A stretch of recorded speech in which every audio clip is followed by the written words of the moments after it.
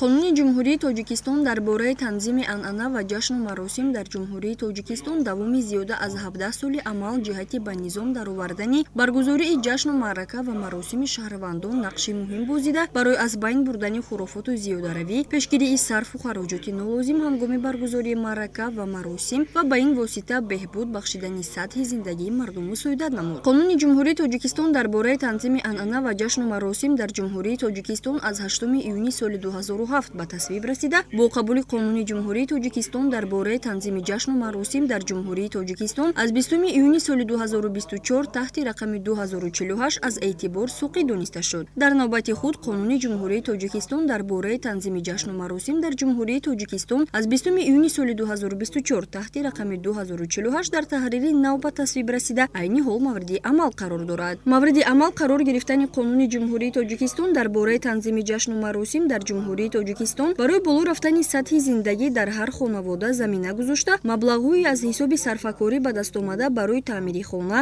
таълиму тарбия ва донишандӯзии фарзандон, таъмини беҳтари маишӣ, хариди техникаву технологияи навин ва ғайра сарф карда шуданд. Аз рӯзҳои аввал иҷрои талаботи қонуни мазкур натиҷаҳои назаррасии молиявӣ ва иқтисодӣ дар самти ҳимояи манфиати шаҳрвандони ҷумҳурӣ дод. ҳамзамон дар рафти тадбир гуфта шуд, ки дар робита ба пӯшидани либоси ягонаи хонандагону донишҷӯёни муассисаҳои таҳсилоти умумӣ, миёна ва олии касбӣ дар асоси қарорҳои ҳайати мушовараи Вазорати маориф ва илми ҷумҳурии Тоҷикистон иттилоъ дода мешавад, ки онҳо тавсиявӣ мебошанд. Инчунин дар рафти тадбир дастовардҳои ҷумҳурии Тоҷикистон дар даврони истиқлолият дар соҳаи дин қайд карда шуд. Гуфта шуд, ки дар тӯли солҳои соҳибистиқлолии Тоҷикистон дар самти амалишавии озодии динии шаҳрвандон ба натиҷаҳои назаррас ноил гашт ва дар маҷмӯъ вазъи динии ҷумҳурӣ мӯътадил ва муқаррарӣ арзёбӣ мешавад. Агар дар даврони шӯравӣ ҳамагӣ 7 масҷид мавҷуд буда, дар охири даврони шӯравӣ ҳамагӣ 34 иттиҳодияи динӣ, аз ҷумла 17 масҷид, 15 калисо ва ибодатгоҳҳои насронӣ ва 2 синагога мавҷуд буданд. Айни ҳол дар ҷумҳурии Тоҷикистон беш аз 4000 адад иттиҳодияҳои динӣ ба қайд гирифта шуданд, ки 66 тои онро иттиҳодияи динии ғайриисломӣ ташкил медиҳад.